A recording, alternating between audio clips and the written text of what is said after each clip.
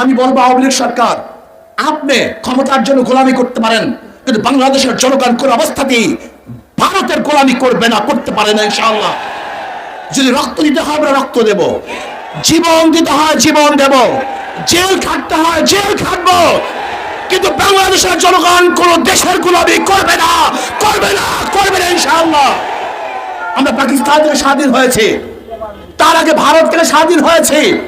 প্রয়োজনে এই স্বাধীনতা রক্ষা করার জন্য আরেকবার ইনশাআল্লাহ আন্দোলন করব, সংগ্রাম করব, এই দালাল সরকার উৎখাত করবই করবে ইনশাআল্লাহ। রাজনীতির অন্যতম সংগ্রামী জনতা আল্লামা মুফতি সৈয়দ মোহাম্মদ ফয়জুল করিম শাইখ হাফিজাহুল্লাহ।